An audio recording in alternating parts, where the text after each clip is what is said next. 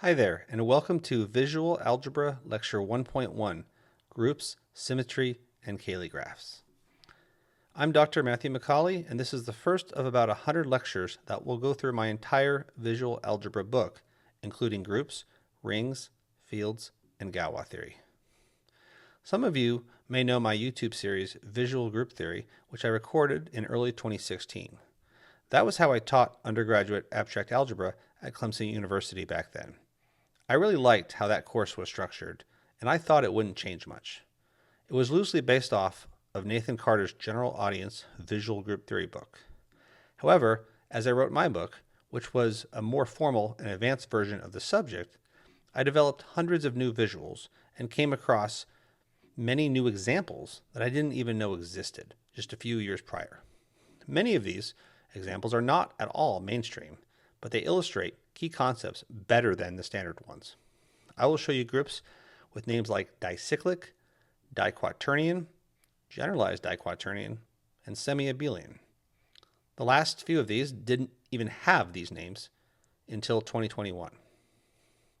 This visual algebra playlist will cover more than twice as much material as my old visual group theory playlist does, an entire year of undergraduate abstract algebra, actually even more.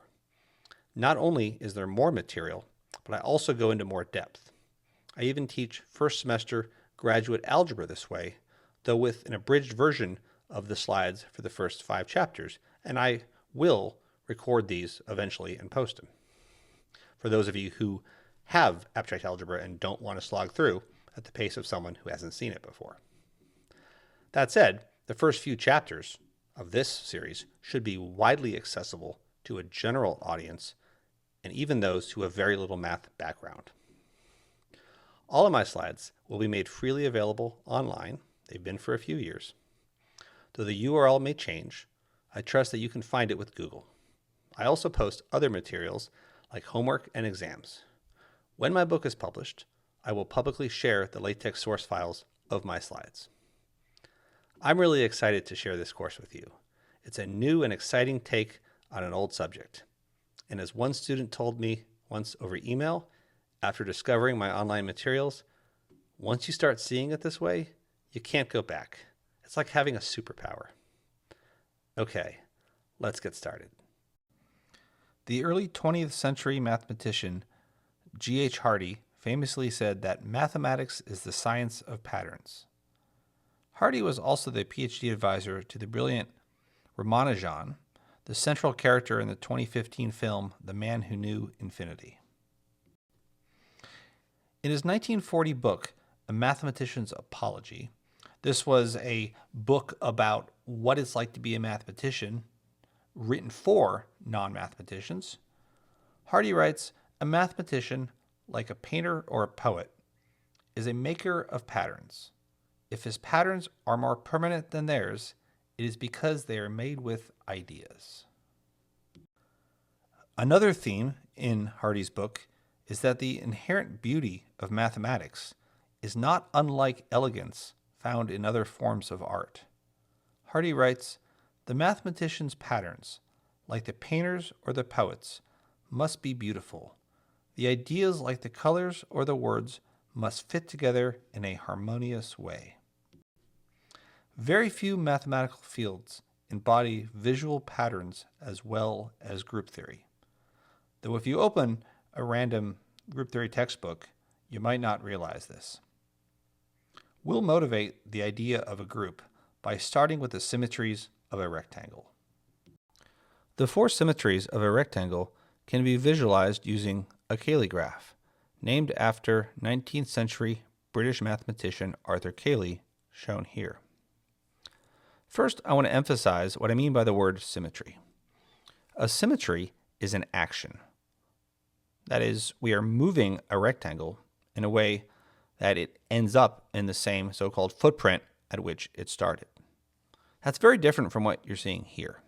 These are configurations of a certain labeling of a rectangle. However, there are 4 of each, and there's a natural one-to-one correspondence between the two, assuming that we fix one of these and call it the home state. It doesn't matter which one. Let's use this. Now throughout, I will assume that the numbers are going to stay right side up as we reflect and rotate the rectangle as if they were sitting on an iPhone. Some books and sources will keep the numbers sideways or upside down, but we're not doing that. So there's always a do-nothing action called the identity. There's also a horizontal flip. If we flip across a vertical axis, there's a vertical flip. That is, if we flip across a horizontal axis, and there's a 180 rotation that we denote by R. So this set of 4 symmetries is our first example of a group called a rectangle symmetry group, at least for now. Let's think about some observations. Some of these will hold just for this group, others will hold for groups in general, and some will hold for some groups. First of all, in this group, the order does not matter. If you do H and V, it's the same as doing V and H. And this holds for all pairs of symmetries. This is not always going to be the case in most groups, but it is here. Also, the identity action. We don't need to include these purple arrows. They're there, but they don't help us understand the structure of this group because they're not needed to get from somewhere to somewhere else. We also don't need all 3 of these arrow types to generate all of the symmetries. We can remove any one of them. So if we remove the R arrows, that just means that we can generate all symmetries using just a horizontal reflection and a vertical reflection. This is called a generating set, and we'll talk more about this soon. Informally, a group is a set of actions satisfying a few mild properties. Though this is not the definition, it's a good way to think about these things initially for the intuition.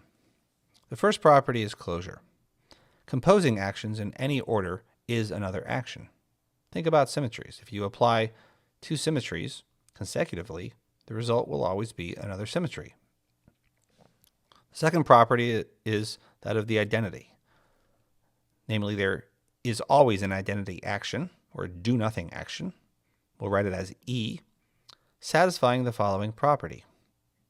If you compose E with any other action in either order, you just get back that action. Often we use 1 instead of E because this notation is indicative of multiplication. And if you multiply a number by 1, you just get that number back. Finally, the last property is that of inverses. Every action A has an inverse action B with the property that if you apply these actions in either order, you just get back the identity action. So A and B undo each other. This should also make sense if you think about symmetries. You can always undo a symmetry. We call the operation of composing actions multiplication, and in this series of lectures, we will almost always write it from left to right. So AB means do A first and then do B first.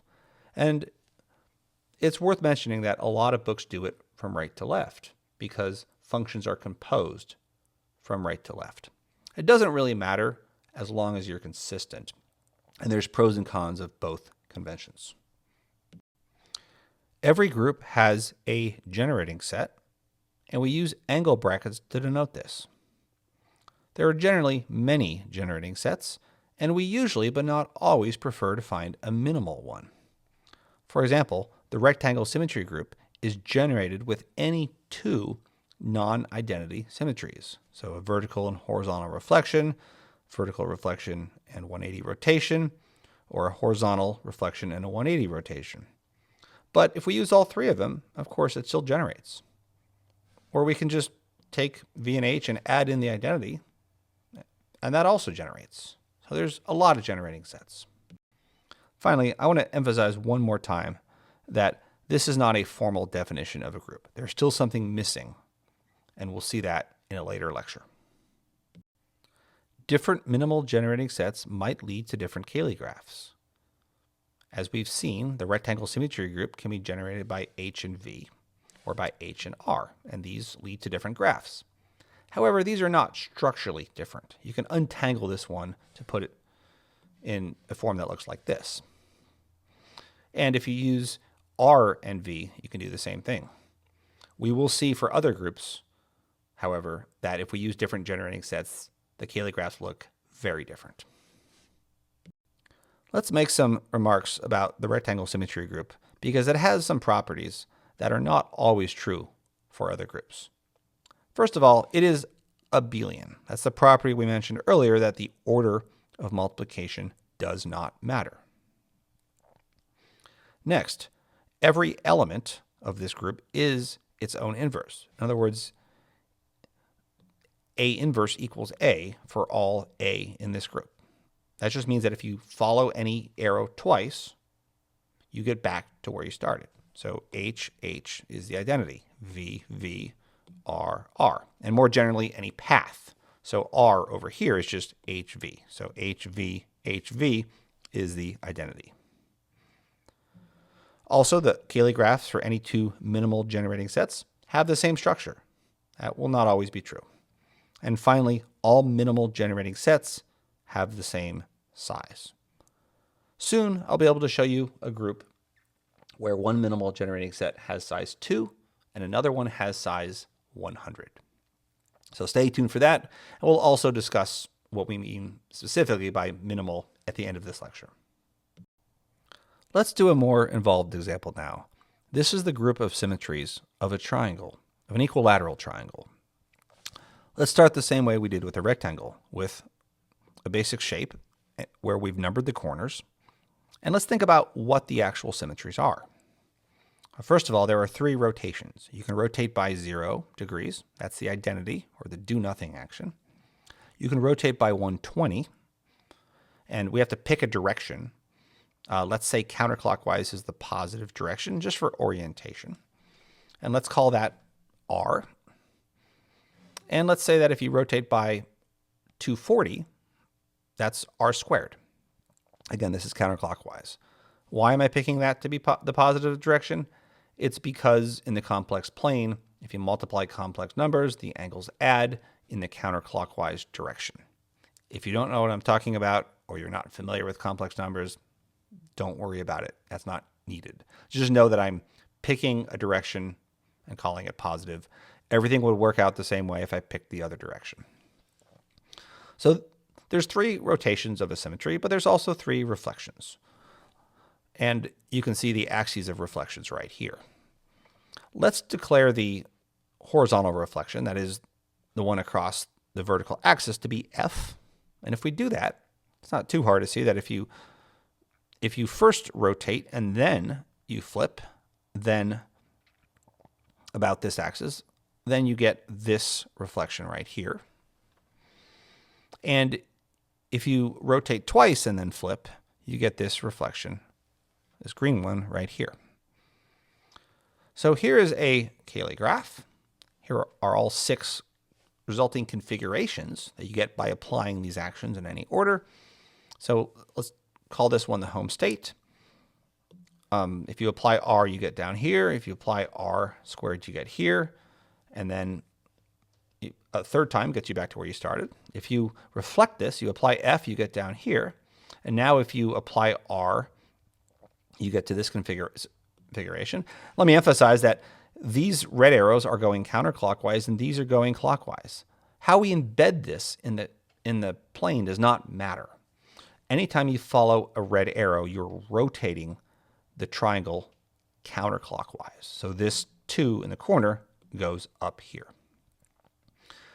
Finally, just a quick observation that any 2 pairs of triangles along a corner differ by a horizontal reflection F. So this is a Cayley graph generated by R and F. Finally, let me say a bit about this little picture right here. I really want to emphasize the difference between the symmetries, which are actions of a triangle, and the actual configurations. And one way to do that is with this analogy that we don't need now, but it's going to come up a lot later when we study group actions in chapter 5. So I want to plant that seed now just to get that intuition and get those neurons firing. Imagine that you are sitting in front of a group switchboard. So there is a button for every element or every action in this group. And when you press a button, all of the configurations get moved or rotated according to what that symmetry was. So if you press the R button, then every configuration of the triangle gets rotated by 120. So press the R button means follow the red arrow. Press the F button means follow the blue arrow. So with just these two buttons, I can get from any configuration to any other configuration. So this is a generating set. And the only rule is that when you press the R button and then the F button, that must be the same as pressing the RF button, because RF is the result of doing R and then doing F. At this point, you've likely noticed that because there are only 6 symmetries of a triangle, there are a lot of ways to express a symmetry with these generators in a Cayley graph. For example, the identity action, or doing nothing, is the same thing as rotating 3 times, or the same thing as flipping twice. Equivalences of actions like this are called relations. We write r cubed equals 1, f squared equals 1. For some more complicated ones, notice if you do r and f, that's the same thing as f r squared. So rotate and flip is the same as flip and rotate twice. Another one is flip and rotate is the same as rotate twice and flip. Now we could write others. We could say RF equals F R inverse. Another observation is that the Cayley graph makes it easy to find the inverse of each action. We just follow the corresponding path backwards. For example, let's take the symmetry RF. So this thing right here. So if you do RF, then how do you undo that? Well, find any path from this state back to where we started. RF. So the inverse of RF is RF. That makes sense geometrically because the inverse of any reflection is just that reflection. If we do it twice, we get the identity. So we use the same notation for inverses that we might for fractions, reciprocals. So the inverse of 1 equals 1. The inverse of r equals r squared. So in other words, just to undo a 120 rotation, just rotate it by 240. The inverse of r squared is r, and then the inverse of all 3 reflections are themselves. Any action with a squared being the identity has to be its own inverse. We write a to the minus 1 equals a. Think about why this is. The inverse is, well, you have to multiply by a to get back to 1, and if a squared equals 1, well, then that is a. When this happens, previously we've been writing bidirected arrows like this, but going forward we will drop the arrow tips and just write an undirected arrow. You'll get used to this pretty quickly. Whenever you see one of these, you can think that if you do it twice, you get back to where you started. You might see some books somewhere that use these double arrows. I just think that's a little bit clunky and unnecessary. Going back to the triangle symmetry group, 4 of the 6 actions are their own inverse. So all 3 reflections, but also the identity element. An important property of Cayley graphs that we haven't mentioned yet is that they have to have a certain regularity. So if a relation, say RF equals F R squared, holds from one node, then it must hold from every node. And this makes sense thinking about the actual configurations. It shouldn't matter how we label the corners. If 2 symmetries are the same for that labeling, they have to be the same for all labeling. Let's think about if either of these graphs have this so-called regularity property, which I should mention was not built into that informal, intuitive definition of a group a couple slides ago. This one definitely does not. If you do RF, then that's equal to FR from this node, but over here, RF is not equal to FR. So this cannot be the Cayley graph of a group. Now what about this one here? This looks like there's some irregularity, but with a little bit of thought, you'll realize that this is actually just the Cayley graph of the triangle symmetry group that we saw in the previous slide. So remember what that looked like. Let me try to draw it here. So we had nodes in the inside. And notice that if we rearrange this graph, so this 3 cycle in the outside and the inside are parallel like this, then this is going to be the result. So this is actually the Cayley graph of the triangle symmetry group. Let's continue with the triangle symmetry group, which consists of 6 elements or actions, 3 rotations and 3 reflections. Notice that the composition of 2 reflections is going to be a 120 rotation, assuming that the reflections are different. That should make sense. If you just think about this and you look at the 3 axes you can reflect across, and if you do 2 reflections, you're going to get a symmetry that is orientation preserving because it flips the triangle upside down twice. So it can't be a reflection, so it has to be a rotation. And if these reflections are different, then it cannot be the identity rotation because they are not their own inverses. Algebraically, this is easy to see. If you do RF times F, that's just RF squared, and we know that F squared is the identity, so that's R times 1, which is just R.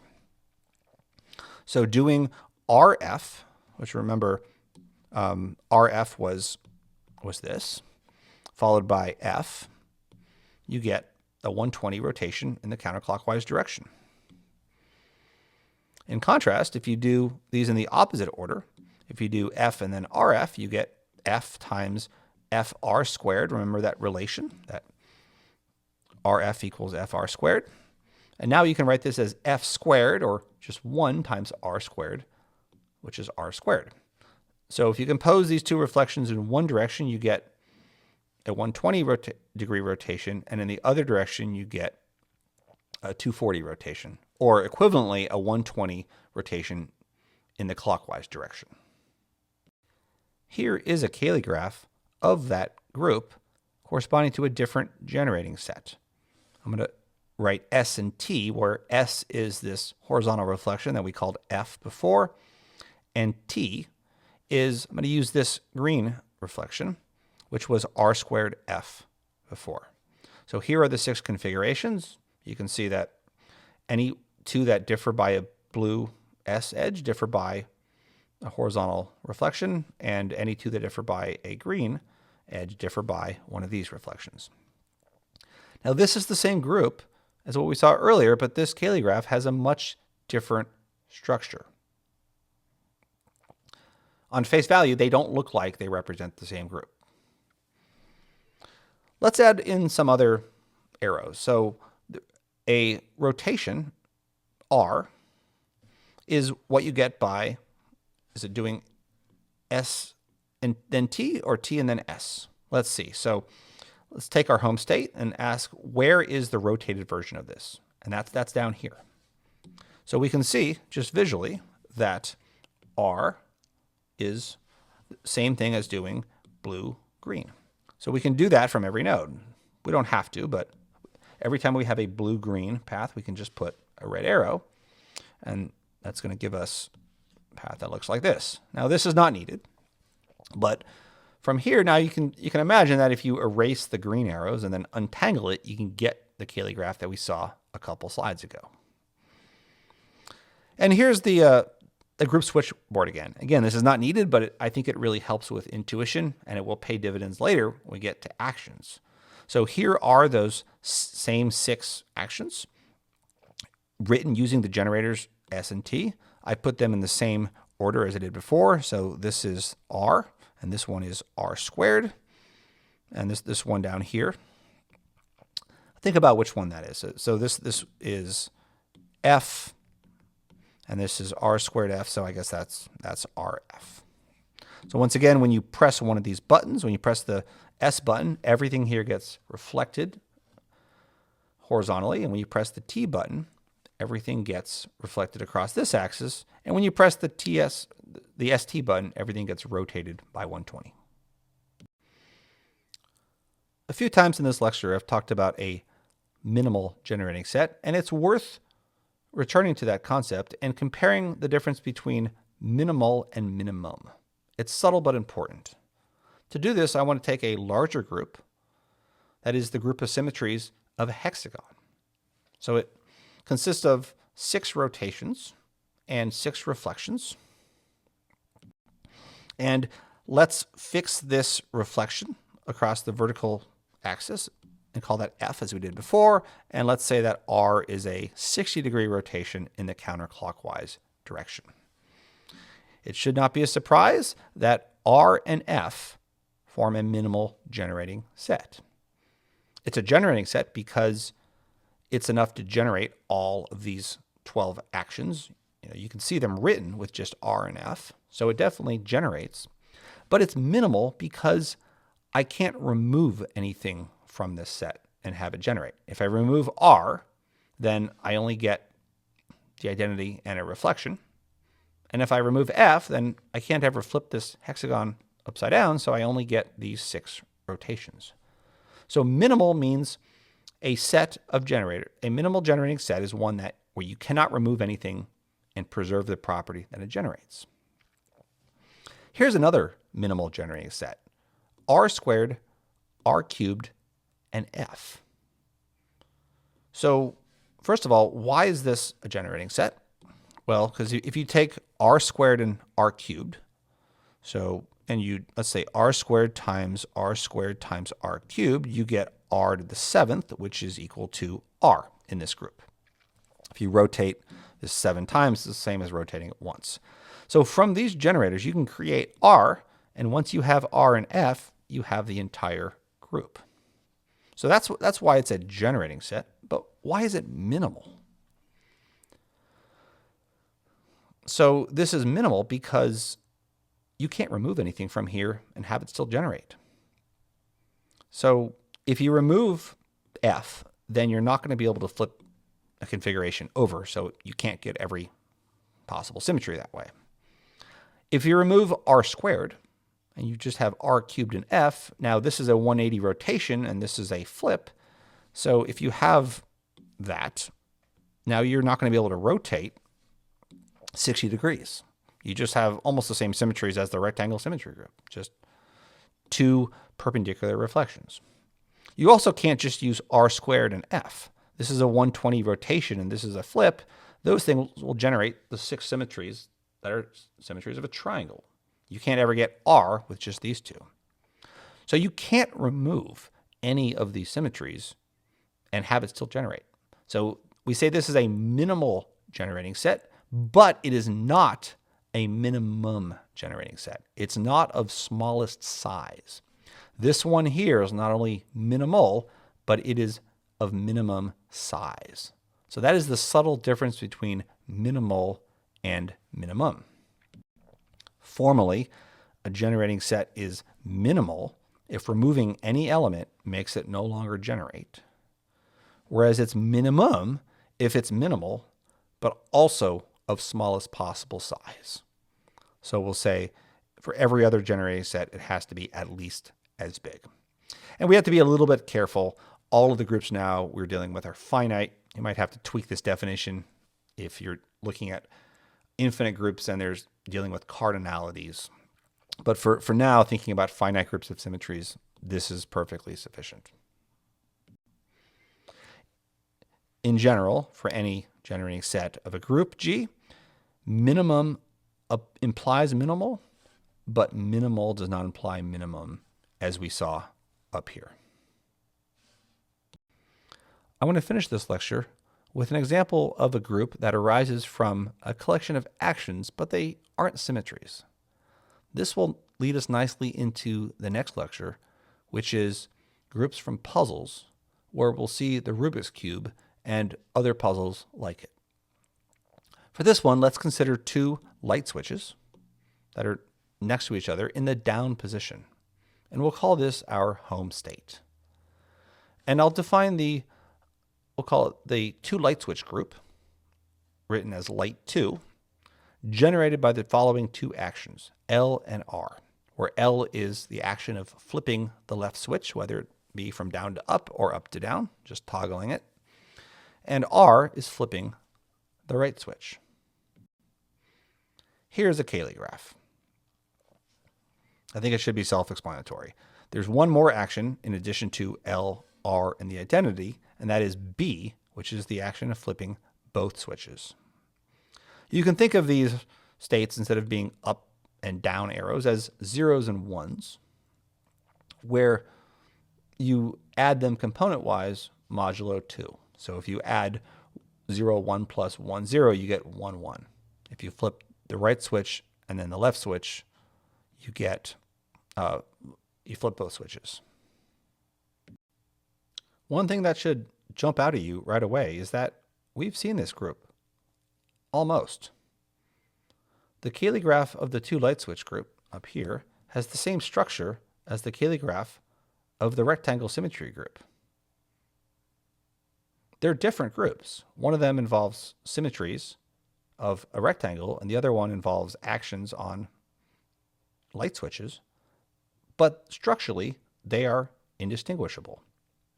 We say that they are isomorphic groups, and we write that with this little symbol that's an equal sign with this squiggly line on top. The concept of isomorphic groups and an isomorphism between them, which is the map that formalizes this, is one of the most important concepts in this class. It'll come up over and over again. So I wanted to drop that little bit of intuition here in the first lecture. And that is a good place to stop. In the next lecture, we will see a whole bunch of groups from puzzles. It'll be a lot of fun. So stay with us.